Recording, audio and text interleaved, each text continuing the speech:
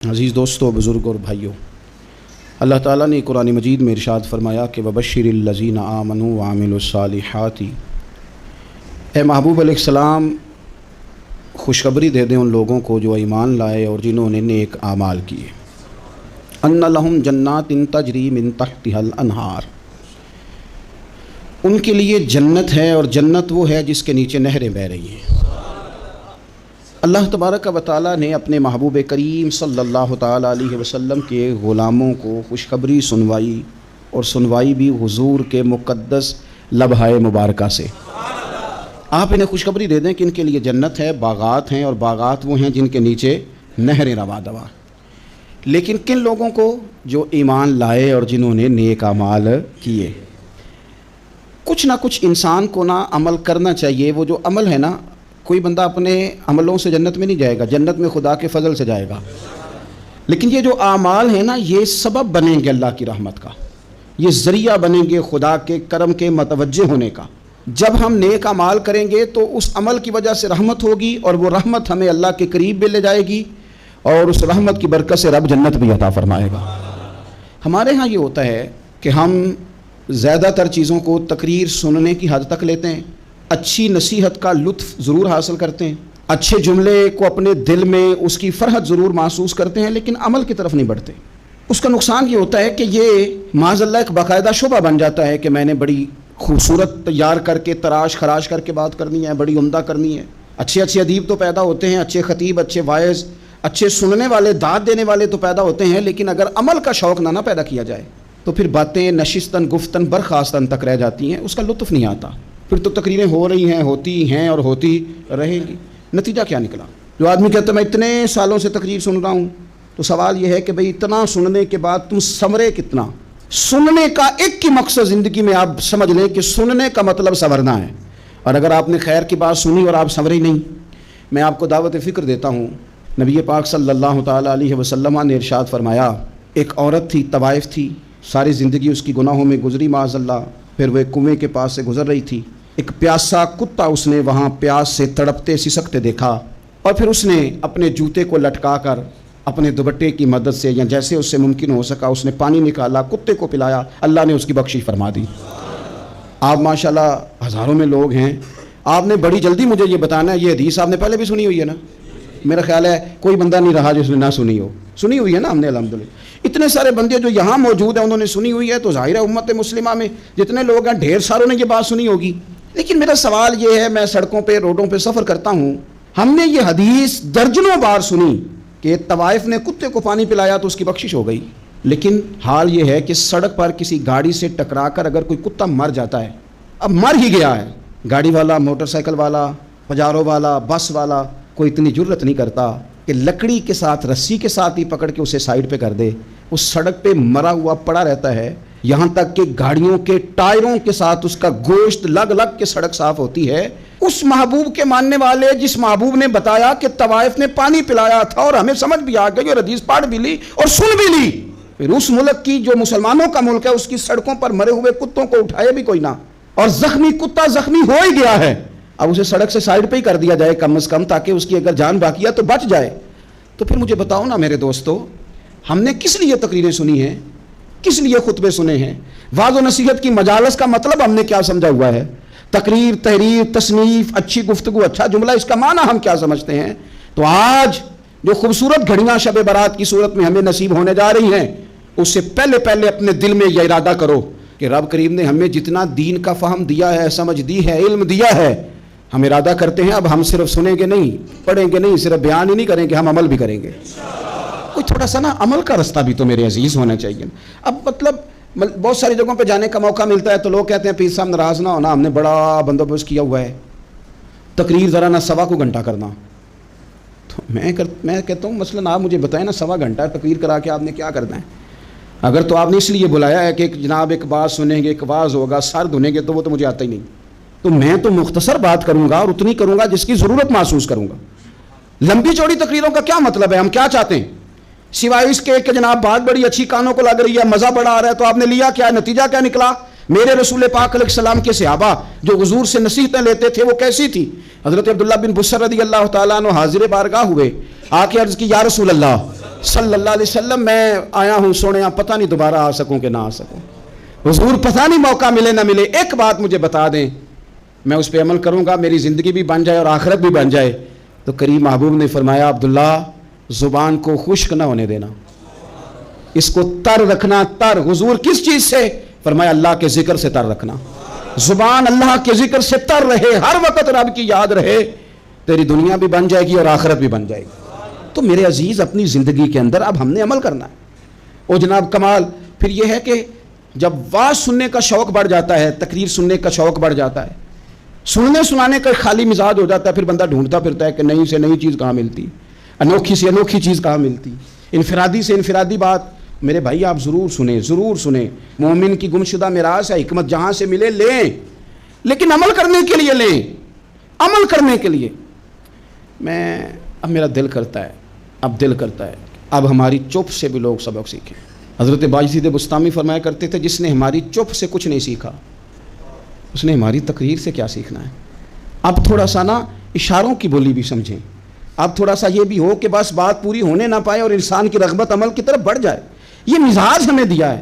اب تو بھائی آ جائیں آپ، صبح بھی تقریر کر دیں، دوپہر کو بھی تقریر کر دیں، شام کو بھی تقریر کر دیں، تو پھر یہ بھی ہوتا ہے کہ جناب وہ بیان آپ نے جو سنایا تھا نا وہ ذرا دوبارہ سنا دیں، تو میں کہتا ہوں پہلے سننے پر عمل ہو گیا تھا نہ کریں۔ اب ہمیں تھوڑی باتیں سیکھ کر ان پر عمل کرنا ہے اور آگے بڑھنا ہے۔ بڑی سادی بات میرے ابا جی بتایا کرتے تھے، والا صاحب کہتے ہیں کہ ایک دیہاتی بندہ نا چلا گیا وہ کسی مولوی صاحب کی تقریر سننے، تو اس زمانے میں آپ کو پتہ ہے یہ واش روم کا مروجہ نظام نہیں ہوتا تھا، تو لوگ کھیتوں میں دوسری جگہوں پہ پیشاب کے لیے جاتے تھے۔ تو مولانا نے ایک احتیاط بیان کی، وہ کہنے لگے کہ پیشاب سخت جگہ پہ نہ کرو زمین پہ بیٹھ کر، ورنہ پیشاب کے چینٹے اڑیں گے، کپڑوں پہ پڑیں گے، اور حدیث میں سخت حکم ہے اس مسئلے میں۔ تو کوئی نرم جگہ ہو ایسی جہاں پیشاب کریں چینٹے نہ اڑیں۔ وہ بندہ عمل کرنے والا تھا نا، اسے میری تقریر سن کے سر دھن کے جانا نہیں تھا، اس نے اتنی ساری ریت لے لی، کپڑے میں باندھ لی، اور وہ اس نے کندھے پہ رکھی ہوئی ہے، جہاں پیشاب کا وقت آتا پہلے ریت بچھاتا، پھر پیشاب کرتا تھا کہ میرے کپڑوں پہ نہ پڑے۔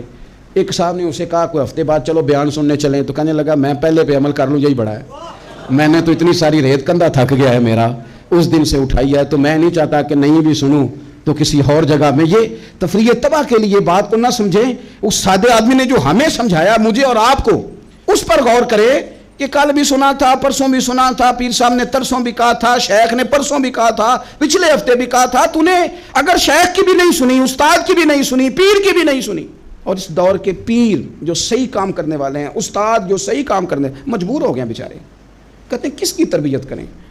اس درد سے کہا تھا حضرت سلطان باؤ نے، وہ کہتے ہیں اور رب دا طالب کوئی بھی نہیں ملیا، اتے جو ملے ہے طالب زردہ ہو۔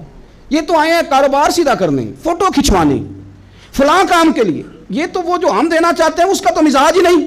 پہلے بھی میں نے کہا تھا، پھر کہتا ہوں مجھے شوق نہیں ہے، خدا مجھے معاف کر دے اس دن سے پہلے جس دن یہ شوق ہو کہ میں سویرے جاؤں گا تو نوٹ لاؤں گا، تو شام جاؤں گا تو نوٹ لاؤں گا۔ یہ شوق نہیں ہے، طبیعت نہیں ہے، من نہیں چاہتا۔ لیکن یہ کہ یہاں بھی آ جائیں خطاب کر دیں، یہاں بھی او خدا کے بندو، ہم کہاں اس قابل ہیں ہم خطاب کریں۔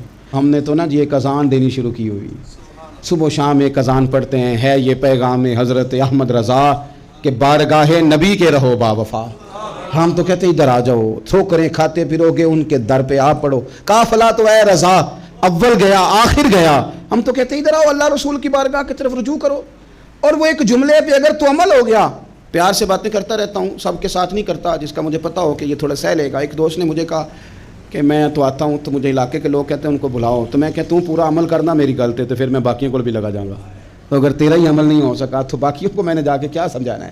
تو ایک تو آج کی جو رات ہے، اس سے پہلے اپنے اعمال کی طرف میں اکثر کہتا رہتا ہوں کہ شب برات پہ ہر مسجد سے زور زور سے رونے کی آواز آنی بھی چاہیے۔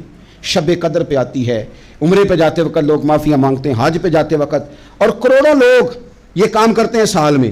اگر 25 لاکھ 26 لاکھ آدمی یا 50 لاکھ آدمی حج کرتا ہے اور وہ جانے سے پہلے معافی مانگ کے گیا، توبہ کر کے گیا ہے، اور کروڑوں لوگ ہیں جو شب قدر میں ہیں، شب برات میں ہیں، اور انہوں نے کھول کے توبہ کی ہے، تو پھر میرے بھائی سویرے کرپشن ختم ہونی چاہیے نا ملک سے، سویرے 75% جھوٹ ختم ہونا چاہیے نا، ساری رات تو لوگوں نے توبہ کی تھی، صبح 80% حقوق العباد کا مسئلہ حل ہونا چاہیے تھا کہ نہیں ہونا چاہیے، صبح ملاوٹ بہت حد تک ملک سے ختم ہونی چاہیے۔ تو کیا ہم نے سمجھ لیا ہے؟ ہم نے یہ سمجھا ہے کہ شب برات پہ بھی بس ایک رسم ادا کرو، آؤ تھوڑی توبہ کرو چھٹی کر جاؤ، آئیے شب قدر تو توبہ کرو چھٹی کر جاؤ، کیا یہ ہم نے مطلب سمجھ لیا حج کرنے گئے, رب کی بارگاہ میں حاضر ہوئے, رسول کریم کی بارگاہ سے بھی جو ہو کے آ جائے اور بدلے ہی نہ, وہاں تک جائے اور بدلے ہی نہ. مدینے گئے, کعبے گئے, کربلا گئے, جیسے گئے تھے گھوم پھر کے ویسے ہی آ گئے. نتیجہ کیا ہے؟ اپنی زندگی نتیجہ خیز بنائیں. آج اس خوبصورت موقع پر جب شب برات ہمارے سامنے کھڑی ہے, اپنے ذہن میں تہیہ کریں کہ اب ہم نے بدل جانا ہے. شوگر ہو جائے تو بدلنا پڑتا ہے, اللہ معاف کرے, چینی چھوڑنی پڑتی ہے, من پسند مٹھائیاں چھوڑنی پڑتی ہیں, بدلنا پڑتا ہے. بلڈ پریشر ہو جائے تو یارو بدلنا پڑتا ہے. اگر انسان کو خدا نہ خواستہ کوئی مرض لگ جائے تو بدلنا پڑتا ہے. اولاد پیدا ہو جائے تو بدلنا پڑتا ہے. گھر میں بیٹیاں پیدا ہو جائیں تو بوڑھے باپ کو بدلنا پڑتا ہے. بال سفید آ جائیں تو پھر بھی تو بدل جانا چاہیے نا. انسان کی عمر 40 سال ہو جائے تو پھر بھی تو بدل جانا چاہیے. شب برات پہ توبہ کرے تو پھر بھی تو بدل جانا چاہیے. اب بدل جائیں, اب ہم بدل جائیں. اب نہ درد ہوتی ہے, گاڑی میں بیٹھیں تو کمر پہ درد ہوتی ہے. اب ہم بدل جائیں. اب لوگ بتاتے ہیں تیرے بال سفید ہونے لگ گئے ہیں, اب ہم بدل جائیں. اب لوگ ہمیں کہتے ہیں بچے جوان ہو گئے, اب ہم بدل رہے نا یارو. اب لوگ ہمیں کہتے ہیں کہ اوہو اب تو آپ اٹھتے وقت زمین پہ پہلے ہاتھ رکھتے ہیں پھر اٹھتے ہیں. اب بدل نہ جائیں. اب محسوس ہوتا ہے کہ نیند گہری نہیں آتی, اب محسوس ہوتا ہے کہیں کہیں جسم میں تکلیف ہے. اب بدل نہ جائیں. اب نہ کئی کلاس فیلو چلے گئے دنیا چھوڑ کے, بدل نہ جائیں. اپنے بہن بھائیوں میں سے کئیوں کا جنازہ پڑا, بدل نہ جائیں. ہم میں سے کئیوں نے ماں باپ دفن کر دیے, پھول ڈال دیے قبروں پہ. اب بدل جائیں. اب وقت تھوڑا رہ گیا, اب کچھ تبدیلی کی طرف آئیں. اب توبہ صحیح والی کر لیں, اب استغفار دل سے پڑھ لیں, اب تبدیل ہو جائیں. اب اپنے اندر باہر کچھ تبدیلیاں لائیں, اب اپنے ظاہر اور باطن کو سنواریں. اب اللہ رسول کی بارگاہ میں جانا ہے نا تو کہیں ایسا نہ ہو شرم آئے حضور کے سامنے کھڑے ہوتے, حیا آئے نبی کریم کی بارگاہ میں کھڑے ہوتے. اب کچھ تبدیلی لائیں. آج ارادہ کریں کہ آج جو توبہ کریں گے وہ صحیح والی کریں گے. آج جو وہاں استغفار کریں گے اللہ کے حضور حاضر ہو کے تو وہ صحیح والا کریں گے. اب کچھ تبدیلی کا مزاج لائیں. اور پھر ایک اور بات بھی عرض کروں, ہمارے ذاتی تعلقات سارے دھوکہ ہیں, ہماری جیبوں میں مال سارا دھوکہ ہے, ہمارے بلند و باغ دعوے سارے دھوکہ ہیں, ہمارے بڑے بڑے رتبے سارے دھوکہ ہیں. بڑے تعلقات تھے بیٹے کے, پر ماں بیمار تھی تو اسے صحت تو نہیں تعلقات کی وجہ سے مل سکی. بڑے تعلقات تھے نا بیٹے کے, لیکن جب بیماری زور پکڑ گئی تو پھر کیا کر سکا کوئی. بڑے تعلقات تھے, بڑا پیسہ تھا جیب میں, بڑا کچھ تھا, لیکن جب جناب اسرائیل آئے تو پھر کوئی کچھ بھی نہ کر سکا. پھر اپنے رہ گئے اور جس کو جانا تھا وہ سب چلے گئے. تو یہ جتنی چیزیں ہیں نا یہ کچھ نہیں ہیں, یہ دھوکہ ہے. سچ صرف اللہ رسول کی ذات ہے, حقیقت صرف دین ہے, اصل صرف وہ بارگاہیں ہیں.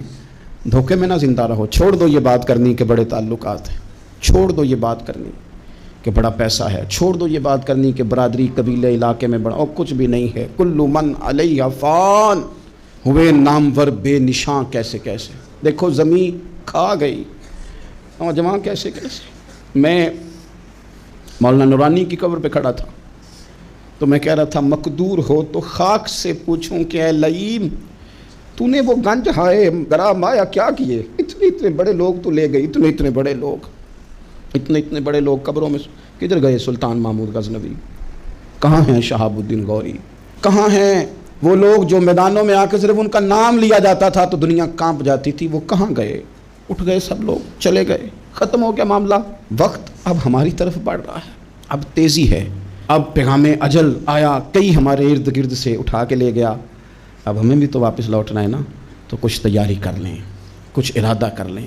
اور بارگاہ رب رسول کی اس طرح کی ہے کہ بس جانے کی دیر ہے, بس صرف جانے کی دیر ہے, صرف جانے کی. اور اللہ رسول کی بارگاہ دوستوں وہ والی ہے کہ جہاں نا زیادہ منت بھی نہیں کرنی پڑتی. وہ جو 4-5 لوگ تھے نا مکہ مکرمہ میں, انہوں نے بہت ہی اسلام کی مخالفت کی حد کر دی تھی. ان کے لیے حکم ہوا تھا جہاں ملے قتل کر دو. اکرمہ تھے, ابن قتل تھے, کچھ اور لوگ تھے. تو پتہ ہے ان کو کسی نے مشورہ کیا دیا تھا, کسی کافر نے مشورہ دیا, پر پتہ صلاح کیا دی تھی. اس نے کہا تھا تم نے بڑی زیادتیاں کی ہیں, بڑے بے ادب ہو, کسی صحابی کے قابو نہ آنا, مار دیے جاؤ گے. اپنی خطاؤں کے سبب سے تم مار دیے جاؤ گے, لیکن اگر کسی طریقے چھپتے چھپاتے رسول پاک کی بارگاہ میں پہنچ جاؤ نا, اگر وہاں کسی طریقے چلے جاؤ انہوں نے پوچھا معافی کیسے مانگیں گے، منہ کیسے دکھائیں گے، ہم نے اتنے ظلم کیے، اتنی زیادتیاں کی، کیسے معافی مانگیں گے؟ تو کہنے والے نے کہا کہ نہیں کچھ نہیں، تم بس کہہ دینا ہم آ گئے، اس سے زیادہ تو بات ہی کوئی نہیں، اتنا ہی تو صرف کہنا ہے آ گئے، اور نہ آتے تو جاتے بھی کہتے، بس تم اتنا کہہ دینا ان العبد اذا اعترف ثم تاب تاب اللہ علیہ۔ نبی کریم علیہ السلام نے فرمایا بندہ جب آ کے کہتا ہے نا یا اللہ میں بھول گیا تھا، غلطی ہو گئی، ان العبد اذا اعترف، مان جو گیا ہوں، مان جو گیا، غلطی ہو گئی، جب کہتا ہے نا میں بھول گیا، ثم تاب، پھر وہ توبہ کرتا، تاب اللہ علیہ، اللہ دیر کرتا ہی نہیں، فوراً توبہ کو قبول فرما لیتا۔ ہمارے ہاں نا کچھ لوگ تو طبعاً سخت ہیں، اللہ معاف فرمائے، اور کچھ رد عمل کے طور پر سخت ہو گئے، کچھ باتیں دلوں میں بیٹھ گئی ہیں جنہوں نے طبیعتوں کو سخت کر دیا ہے۔ کبھی کہیں آپ بہو سے کہ چلو بوڑھی ساس سے اگر کبھی کوئی بات سخت نکل گئی ہے تو معاف کر دے، وہ تیار نہیں ہوتی، وہ کہتی ہے تمہیں پتہ نہیں میرے ساتھ کیا کچھ ہوا۔ کبھی ساس سے کہا جائے نا چلو بھول گئی تھی بچی تو آپ درگزر کر دیں، تو کہتے تمہیں پتہ نہیں میرے اندر سختی کتنی آ گئی ہے، دکھ کتنے بیٹھ گئے۔ ہم نا طبیعتوں میں سختی کر بیٹھے، ہمارے دل دھڑکتے ضرور ہیں لیکن صرف اپنے بچوں کے لیے، ہمارے سینوں میں درد اٹھتا ضرور ہے لیکن صرف اپنوں کے لیے۔ ہم نے نا 2 4 5 6 باتیں جمع کر کے ان پر پورا ذہن بنا کے سخت ہو گئے ہیں، طبیعتیں سخت ہیں، دل سخت ہیں۔ میرے نبی پاک صلی اللہ تعالیٰ علیہ وسلم نے فرمایا، یہ حدیث مسلم شریف میں موجود ہے، فرمایا جنت میں وہ لوگ داخل کیے جائیں گے جن کے دل چڑیوں کی طرح نرم ہیں، نرم دل کے لوگ، معاف کر دینے والے، جلدی مان جانے والے۔ ایک صاحب تھے اپنے بھائی سے ناراض ہو گئے اور انہوں نے رشتے سے انکار کر دیا، پہلے ان کے بیٹے کی وہیں پہ نسبت تھی، انکار کر دیا۔ تو کئی لوگوں نے ان سے کہا، میں نے بھی کہا، تو وہ کہنے لگے پیر صاحب عزت بڑی کرتا ہوں آپ کی لیکن میں مرد ہوں، ایک دفعہ نہ کر دوں تو پھر ہاں نہیں کیا کرتا۔ تو میں نے اس صاحب سے کہا، میں نے کہا یوں نہ کر، اگر صبح قیامت تیرے بارے میں کوئی سخت فیصلہ آ جائے اور رب کو منانا ہو کسی مقام پر تو کیا کہے گا؟ بہانے بنا بنا کے ہم سخت ہو گئے، دل اتنے سخت پتھر کر لیے، میں فلاں ہوتا ہوں جی، میں نہیں دوبارہ کسی کی سنتا۔ اور خدا کے بندو، میرے نبی پاک علیہ السلام نے فرمایا مومن تو اس طرح ہوتا ہے جس طرح اونٹ کے ناک میں نکیل ہوتی ہے، بٹھا دو تو بیٹھ گیا، اٹھ جاؤ تو اٹھ گیا۔ اور حضور نے فرمایا وہ لوگ جو بہت بد اخلاق ہیں، جھگڑالو ہیں، فسادی ہیں، سخت دل ہیں، وہ لوگ جنت میں نہیں جائیں گے، جو جھگڑے کرتے پھرتے ہیں، جھگڑالو لوگ ہیں۔ عزیز دوستو، اپنی زندگی کے اندر طبیعت میں نرمی، اگر طبیعت نرم ہو گئی نا جی، مزاج میں نرمی آ گئی، تو پھر آپ محسوس کریں گے کہ آپ معاف کرتے بھی جلدی ہیں اور معافی دیتے بھی جلدی ہیں۔ پھر آپ کے تعلقات بچیں گے، آپ کی نسبتیں بچیں گی، آپ کے بہت سارے رشتوں میں قربت آئے گی، ٹوٹیں گے نہیں۔ ایک تو دل نرم کریں، کسی شخص کے بارے میں دل میں کوئی بات ہے تو اسے معاف کریں اور معافی دیں۔ کچھ لوگ بالکل ٹھیک ٹھاک ہوتے ہیں، کوئی ناراضگی نہیں ہوتی، لیکن آپ نے بچی کی شادی کا کارڈ دیا نہیں تو فوراً ناراض ہو جاتے ہیں، اور پھر آپ سمجھا رہے ہیں، قائل کر رہے ہیں، وہ تیار ہی نہیں ہے قائل ہونے کو۔ سنو، اور اس حدیث کو یاد رکھنا، نبی پاک صلی اللہ تعالیٰ علیہ وسلم نے فرمایا جس کے پاس اس کا بھائی عذر لایا، بھائی معافی مانگنے آیا اور پھر اس نے معاف نہ کیا، تو اللہ کے حبیب فرماتے میرے حوض کوثر پہ نہ آئے۔ تو سخت ہو کے بیٹھ گیا ہے، تو کہتا ہے میرے سے پہلے سنے، میں آپ کو بتاؤں اس نے میرے ساتھ کیا کیا، اور ٹھہر جا۔ اگر حساب کتاب کے بعد معافی والا اصول رکھ لیا جائے کہ پہلے حساب کتاب ہوگا، غلطیوں کا مداوع ہوگا، پھر معافی ہوگی، تو یہی حساب اگر رب کریم بندوں کے ساتھ کرے تو پھر میں اور آپ کدھر جائیں گے؟ تو اس سادی بات پہ آ جاؤ نا، تو 2 جملوں میں حضور نے سمجھائی ہے، فرمایا تم رب کے بندوں کو معاف کر دو، اللہ تمہیں معاف کر دے گا۔ تو آج کی شب سے پہلے، آج کے دن سے پہلے، رمضان المبارک کے تشریف لانے سے پہلے اپنی طبیعت کے اندر ایسا ذوق لائیں، ایسی طبیعت لائیں کہ ہم نے معافی دینی بھی ہے اور معافی لینی بھی ہے۔ بعض اوقات ہم رسم ادا کرتے ہیں شب برات سے پہلے، یہ سوشل میڈیا پہ چل گیا، فلانے کو فلان کہہ دیا، اگر کوئی کبھی ہوئی نا تو معاف، ایسے تو نہیں نا معافیاں ہوتی۔ ہمیں پتہ ہوتا ہے ہم سے کون ناراض ہے، ہمیں خبر ہوتی ہے ہم نے کس کو تکلیف دی، ہمیں پتہ ہوتا ہے کس نے ہمارے لہجوں سے پریشانی پائی ہے، کون ہے جو ہماری وجہ سے اذیت کا شکار ہے، تو اس سے جا کے معافی مانگے، تو یہ چیزیں معافی کا سبب بن جائیں گی۔ اور پھر میرے نبی پاک صلی اللہ علیہ وسلم نے 2 چیزیں اور بھی بیان کی ہیں، میرا دل کرتا ہے کہ وہ بھی ذرا آپ کو عرض کر دوں۔ حضور سید عالم علیہ السلام نے نا جنت میں لے جانے والے جب اعمال بیان کیے تو حضور علیہ السلام نے فرمایا کہ ایک تو زکوٰۃ صحیح ادا کرنا، شرک سے بچنا، توحید پہ قائم رہنا، اور زکوٰۃ ٹھیک ادا کرنا، اور اپنے رشتہ داروں سے اچھا سلوک کرنا، جنت میں داخل ہو جاؤ گے۔ یہ جو ہمارے زیادہ قریبی لوگ ہوتے ہیں نا، ان کا حق بھی شریعت نے زیادہ رکھا ہے، اور یہ بعضوں کا تکلیف بھی زیادہ دیتے ہیں۔ لیکن میرے عزیز، ایک بات سمجھ لیں اچھی طرح سے اور اپنے دل میں بٹھا لیں، میں نے درجنوں بار کہی ہے، پھر کہتا ہوں، اللہ تعالیٰ نے جو خاندان میرے لیے پسند کیا ہے نا، مالک نے مجھے وہاں پیدا کیا ہے، تو جو چچا اللہ نے میرے لیے پسند کیا وہ مجھے بھی پسند ہونا چاہیے، اور جو ماموں اللہ نے میرے لیے پسند کیا ہے وہ مجھے بھی پسند ہونا چاہیے۔ انسانوں کے اندر کمزوریاں بھی ہوتی ہیں، خوبیاں بھی ہوتی ہیں، لیکن ہمارا یہ مسئلہ بن جاتا ہے کہ ہم نہ صرف کمزوریوں کو ڈسکس کرتے ہیں، خوبیوں کا تذکرہ کرتے ہی نہیں۔ اپنے مزاج کے اندر اس بات کو آپ نے پیدا کرنا ہے۔ آج ایک اور ارادہ بھی کریں، ایک اور اپنے ذہن کے اندر بات بھی زیادہ شوق کے ساتھ پیدا کریں۔ آپ یہ کوشش کریں کہ اپنی صلاحیتوں کو دیکھیں کہ آپ میں کیا خوبی ہے، بولنے کی ہے، لکھنے کی ہے، مال خرچ کرنے کی ہے، کسی کو پیغام دینے کی ہے۔ مسجد نبوی شریف میں ایک بی بی صرف جھاڑو خالی دیتی تھی، بیمار ہو گئی تو سرکار تیمارداری کرنے گئے، اور صحابہ نے حضور کو اطلاع دیے بغیر تدفین کر دی، جنازہ پڑھا دیا، تو حضور نے قبر پہ کھڑے ہو کے دوبارہ جنازہ پڑھایا۔ اپنے وجود کو بیکار نہیں رکھنا، اس سے کوئی کام لیں۔ اللہ فرماتے ہیں افحسبتم انما خلقناکم عبثا وانکم الینا لا ترجعون، فرمایا تم کیا سمجھتے ہو ہم نے تمہیں بیکار پیدا کیا ہے، اور کیا سمجھتے ہو تم نے لوٹ کر ہمارے پاس آنا نہیں؟ ایک ذرہ بھی تو بیکار نہیں ہو سکتا، لہٰذا میں کسی شخص سے بیزار نہیں ہو سکتا۔ اپنی اس صلاحیت کو ضائع نہ کریں۔ ہم نہ بہت سارا وقت ضائع کر رہے ہیں، ادھر ادھر موبائل کھول لیا، دیر تک فلانی چیز دیکھی، پھر فلانی دیکھی، پھر فلانی بحث کی۔ تو اپنے آپ سے نہ کچھ کام لیں، کچھ خدمات کریں۔ ہم زیادہ وقت لوگوں کا انٹرویو کرنے میں ضائع کرتے ہیں، دوسروں کی تفصیلات حاصل کرنے میں وقت ضائع کرتے ہیں، لوگوں کا دھیان رکھنے میں وقت ضائع کرتے ہیں۔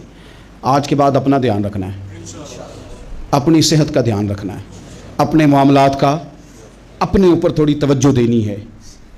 کوشش کرنی ہے کہ کس حد تک ہم اپنی صلاحیت سے فائدہ لے کے کسی کا کچھ نفع کر سکتے ہیں تو وہ نفع کریں، اپنے وجود کو نفع بخش بنائیں۔ حدیث پاک سنیں گے تو آپ محسوس کریں گے کہ اللہ کتنے اجر دینے والا ہے۔ نبی پاک علیہ السلام نے فرمایا جس نے دین کے رستے میں اتنی دیر بھی قتال کیا، لڑا اتنی دیر جتنی دیر اونٹنی کا دودھ دھونے میں لگتی ہے، اتنا تھوڑا وقت بھی دین کے لیے اگر کوئی نکلا، جد و جہد کی، قتال کیا، لڑا، فرمایا اس بندے کو بھی اللہ جنت عطا فرما دے گا۔ اتنا تو کام کرے نا، اتنا تو کام کرے۔ اور حضور علیہ الصلوۃ نے رغبت دلائی، یعنی جتنا بھی عمل، حضور فرمانے لگے کسی عمل کو چھوٹا نہ سمجھنا، کچھ نہ ہو سکے تو اپنے بھائی سے مسکرا کے میلی لینا، اللہ اس پر بھی صدقے کا ثواب عطا کر دے گا۔ اور نبی پاک علیہ السلام نے فرمایا دوزخ سے بچ جاؤ صدقہ دے کے۔ خیال آتا تھا یا رسول اللہ کتنا کو دیں، تو فرمایا خشک کھجور کا ایک ٹکڑا، یعنی پوری کھجور بھی نہیں، خشک کھجور کا ایک ٹکڑا بھی خیرات کر کے بچ سکتے ہو تو وہ کر کے ہی صدقہ دے کے اللہ کے عذاب سے بچ جاؤ۔ معنی کیا ہے ان ساری روایتوں کا کہ کچھ کرو تو صحیح نا، کچھ کرو تو صحیح نا۔ ہمارے ایک بزرگ تھے تو کرونا کے دنوں میں انہوں نے ایک جملہ کہا، کہنے لگے یہ کرونا پتہ تمہیں کیا کہنے آیا ہے؟ کہنے آیا ہے کہ بیماریاں آ رہی ہیں، حالات خراب ہیں، یہ کرونا نہیں، یہ کہتا ہے کچھ کرو نا، کچھ اللہ اللہ کرو نا، فارغ نہ بیٹھو، دیکھو کیسے لوگ ڈھیروں کے ڈھیروں اب جا رہے ہیں، اب کچھ کرنا ہے انشاءاللہ تعالی، اب کچھ وقت ضائع نہیں کرنا، اور زندگی میں کچھ، میں کہہ چکا ہوں کہ ایک بندے کو بھی اللہ نے بیکار نہیں پیدا کیا، ہم نے خود اپنے آپ کو بیکار کر لیا۔ اپنے آپ کو بیکار نہ کریں۔ جب رب کہتا ہے فحسبتم انما خلقناکم عبثا، کیا تم سمجھتے ہو میں نے تمہیں بیکار پیدا کیا؟ آپ لوگ بڑے کام کے ہیں، بس اپنے آپ کو پہچانے۔ اقبال کہنے لگے عجب نہیں کہ خدا تک تیری رسائی ہو اور تیری نظر سے تو پوشیدہ ہے آدمی کا مقام، تو بندے کوئی نہیں سمجھ سکا تو وہاں تک تو کیسے جائے گا؟ اپنے آپ کو پہچانے کے جو کہتے ہیں نا مجھ سے کچھ بھی نہیں ہوتا، ناراض تو نہیں ہو جائیں گے، یہ کچھ کرنا نہیں چاہتے، یہ صرف ادھر ادھر دھیان رکھ کے ایک فوٹو چڑھا کے ادھر بھاگ ادھر اپنے نفس کو راضی کرتے ہیں۔ نفس بس کہہ رہا ہے آج یہ کر لو تو وہ کر لیا، ادھر دیکھ لو تو ادھر دیکھ لو۔ اس سے نکلیں، مثبت مضبوط مستحکم ارادے کریں اور پھر چل نکلیں۔ لڑنا شرط ہوتا ہے، جیتنا شرط نہیں ہوتا۔ تاریخ یہ نہیں دیکھتی کہ جیتا کون کون، تاریخ یہ دیکھتی ہے کہ لڑا کون کون، میدان میں کون کون رہا۔ اللہ بدر میں کامیابیاں دیتا ہے، احد میں کئی دفعہ کہتا ہے واپس پلٹو، خندق آئے گی تو پھر کامیابیاں مل جائیں گی، خیبر آئے گا تو پھر کامیابیاں مل جائیں گی۔ تو اس لیے ہمیشہ جیتنا ہی ضروری نہیں، لڑنا ضروری ہے۔ ہمت کریں، کوشش کریں۔ اللہ تعالیٰ آپ سب کو جزائے خیر عطا فرمائے۔ آخر دعوانا الحمدللہ رب العالمین۔